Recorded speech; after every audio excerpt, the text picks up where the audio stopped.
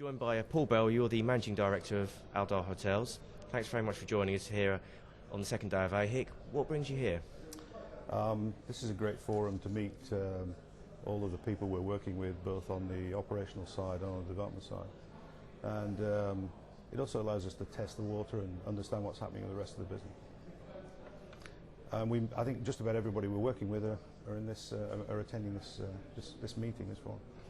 Now, this afternoon you're on a panel, developer versus operator. You're from the development side. You're Abu Dhabi based. Yeah.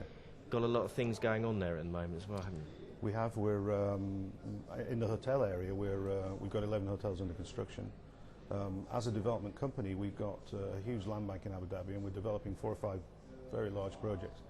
And we're the largest developer in Abu Dhabi. So there's a lot happening in the market, a lot happening with our business. Formula One as well, a few months ahead.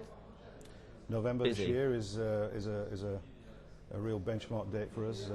We've got a whole series of projects, including the track and hotels and infrastructure on the island, bridges, tunnels, roads, that are all going to be ready for the race in November. So we're all looking forward to that and gearing up to deliver to that race. Huge event for Abu Dhabi and the UAE. And in a way, you're doing the reverse of the industry. A lot of people are losing their jobs, but you're actually going out there and you need to fill 2,500 positions for your new hotels. We do. Good position to be in. We do. It is.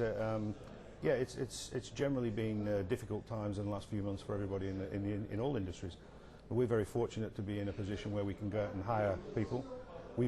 Our recruitment people have been to 25 different countries. We're obviously looking at people who are already in the UAE as well.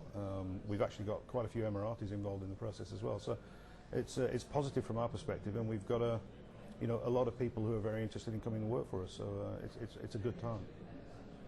And as the MD, how do you manage so much going on at the time? Is there a secret to juggling so many pans? I'm not sure there is much of a secret, but I think the key thing is to have the right team in place. So I'm fortunate to have a pretty strong group of people who are all very experienced in the hospitality industry and have been there and done it before. So I think that helps, and that helps us overcome the scale and the size and the challenge of what we've got to do. 2,300 bedrooms, opening between now and end of August. And then getting ready in a sort of 10, 12-week period to operate at a Formula One event with 50,000 people a day arriving on the island is a bit of a challenge, but an exciting challenge for all of us. Tell us a bit about Abu Dhabi as well, how things are progressing there, what your role is within the development. Well, Abu Dhabi is really reinventing itself as the capital city of the UAE. It's a tremendous amount of development going on there. It's infrastructure development, it's retail, it's residential, it's hotels, it's attractions. We're doing Yas Island, which is a huge sporting attraction and a holiday destination. Saadiyat is being developed from the cultural side of development in Abu Dhabi. All of it really linked into the 2030 plan, which is the blueprint for the development of Abu Dhabi, and all of our work goes towards delivering part of that.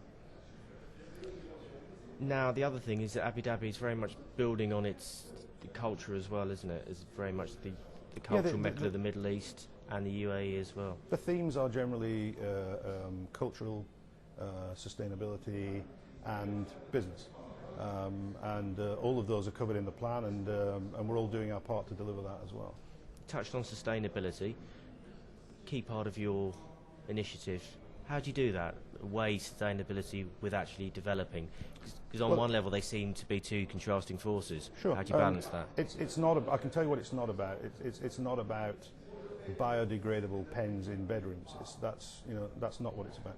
It's about developing our projects to make sure that we retain as much of the natural wealth of Abu Dhabi as we possibly can.